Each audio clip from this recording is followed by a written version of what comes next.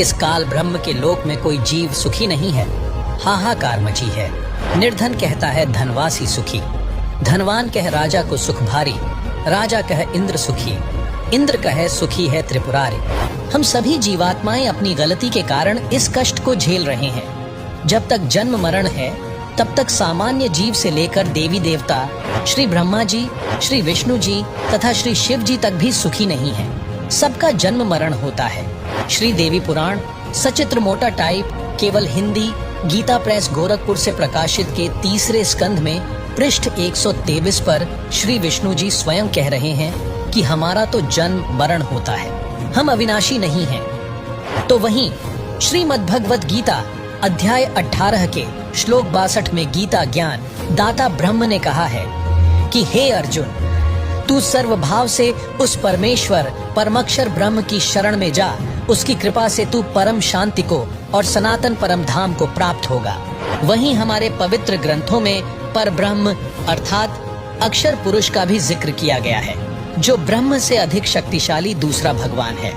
तो चलिए सृष्टि रचना के इस दूसरे पार्ट में हम सृष्टि रचना से जुड़े कुछ अन्य प्रश्नों के जवाब जानते हैं, जिनके विषय में आध्यात्मिक ज्ञान से जुड़ा प्रत्येक व्यक्ति जानना चाहता है। सवाल नंबर 1, पर ब्रह्म कौन है? उसके लोकों की रचना कैसे हुई? किस प्रकार से अक्षर पुरुष के 7 शंख ब्रह्मांड अस्तित्व में आए? क्या वहाँ भी काल लोक की तरह ही सृष्टि है? दर्शकों, हमारे पवित्र ग्रंथों में वर्णित पर ब्रह्म या अक्षर पुरुष दूसरा भगवान है। वह केवल 7 शंख ब्रह्मांडों का स्वामी है।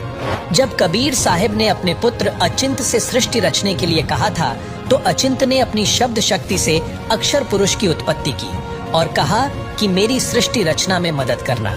लेकिन वह सतलोक में बने मानसरोवर में जाकर सो गया, क्योंकि वहाँ सांसों से शरीर नहीं है। कबीर परमेश्वर ने बताया है कि परब्रह्म ने अपने कार्य में गफलत की, क्योंकि यह मानसरोवर में सो गया, तथा जब परमेश्वर ने उस सरोवर में अंडा छोड़ा तो अक्षर पुरुष ने उसे क्रोध से देखा। इन दोनों अपराधों के कारण परमात्मा ने परब्रह्म को भी 7 शंख ब्रह्मांडों सहित सतलोक से बाहर कर दिया। इसके अलावा अक्षर पुरुष अपने साथी ब्रह्म की विदाई में व्याकुल होकर परमपिता कबीर परमेश्वर की याद भूलकर उसी को याद करने लगा, तथा सोचा कि क्षर पुरुष अर्थात ब्रह्म तो बहुत आनंद मना रहा होगा, वह स्वतंत्र राज्य करेगा। मैं पीछे रह गया तथा अन्य कुछ आत्माएं जो परब्रह्म के साथ 7 शंख ब्रह्मांडों में जन्म मृत्यु का कर्मदंड भोग रही हैं, उन हंस आत्माओं की विदाई की याद में खो गईं, जो ब्रह्म काल के साथ 21 ब्रह्मांडों में फंसी हैं, तथा पूर्ण परमात्मा सुखदायी कबीरदेव की याद भुला दी। परमेश्वर कबीरदेव के बार बार समझाने पर भी उनकी आस्था कम नहीं हुई। वहीं परब्रह्म ने सोचा कि मैं भी अलग स्थान प्राप्त करूं तो अच्छा रहे। यह सोचकर राज्य प्राप्ति की इच्छा से परब्रह्म सारनाम का जाप प्रारंभ कर दिया।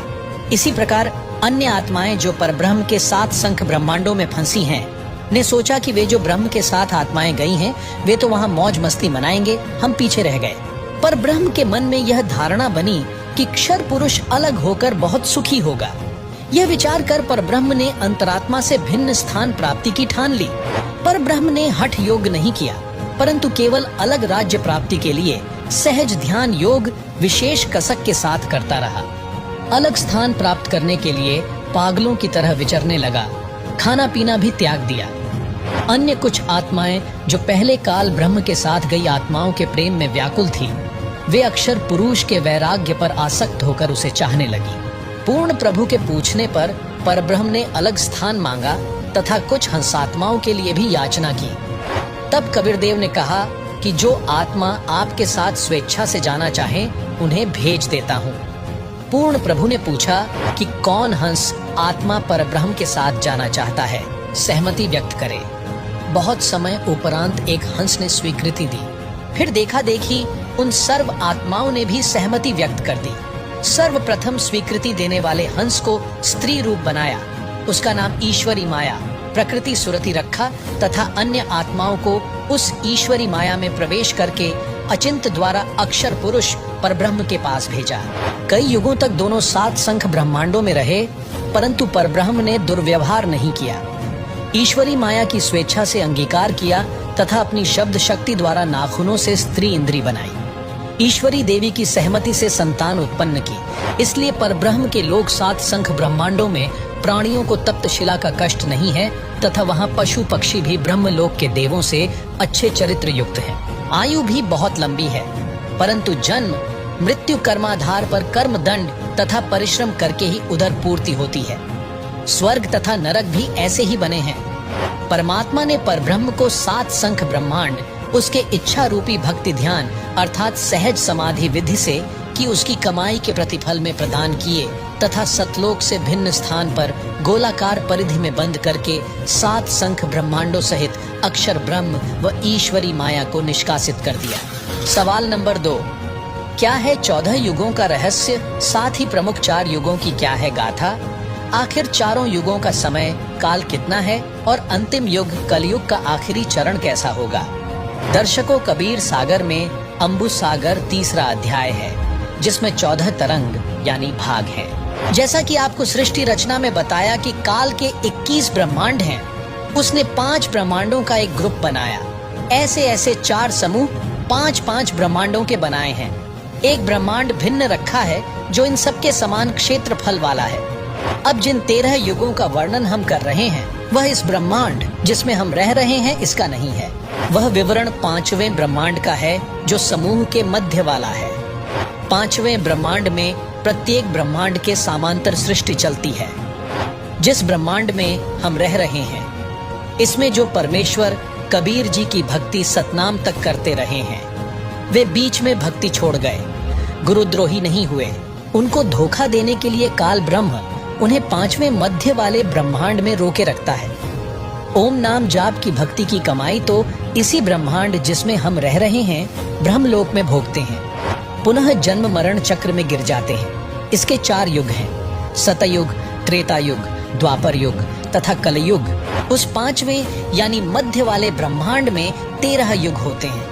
वहां पर वे जीव काल ब्रह्म द्वारा भेजे जाते हैं जो सोहम नाम का जाप करते हैं तथा जो केवल सतनाम का जाप करते हैं। सतनाम के जाप के ओम की भक्ति कमाई इस ब्रह्मांड के ब्रह्मलोक में भोगते हैं। दूसरे मंत्र सोह की कमाई इस 5वें ब्रह्मांड में भोगने के लिए भेज दिए जाते हैं। वहां भी एक ब्रह्मलोक है तथा अन्य लोक हैं।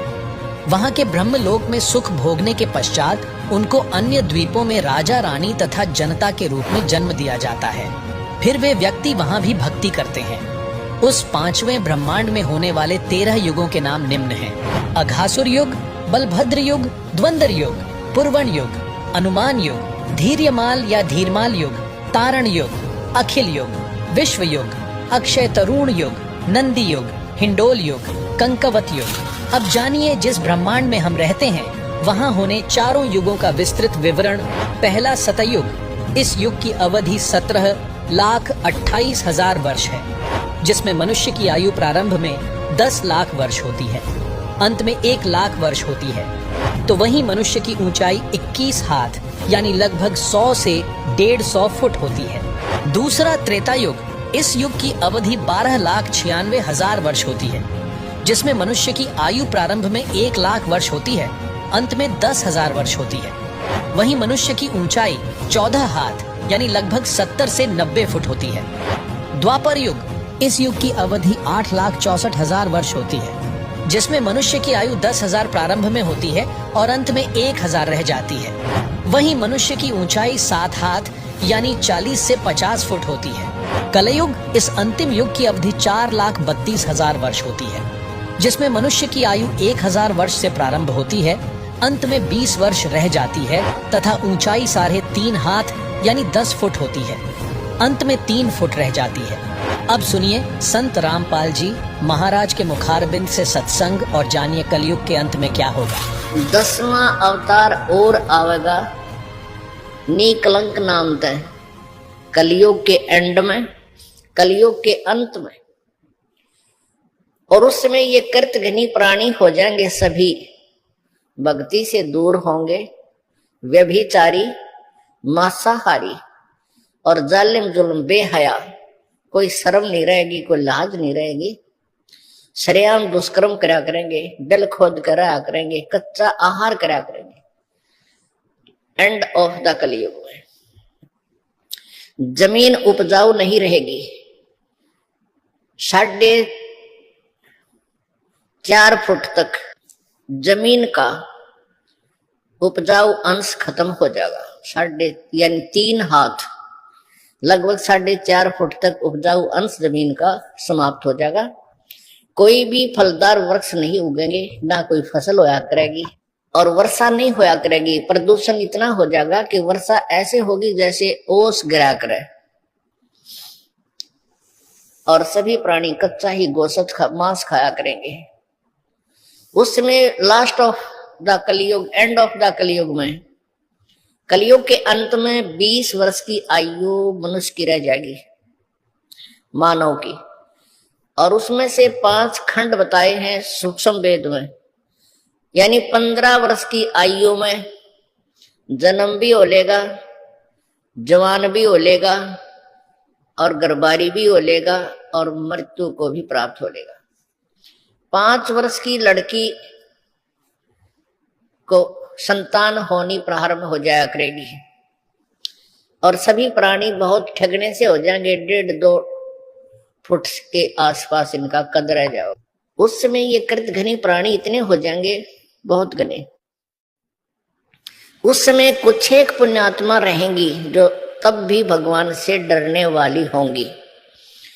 वो होंगे ऐसे ही मांसाहारी भी होंगे, लेकिन जगह भगवान की अवश्य होगी। वो कौन होंगे? जो अब इस कलयुग में, अब ये भगवान का मार्ग हजारों वर्षों तक चलेगा। जो पुण्यात्मा इस मार्ग पर लगेंगी, भक्ति करेंगी और आजीवन मर्यादा में रहे, वो तो सतलोक चले जाएंगे।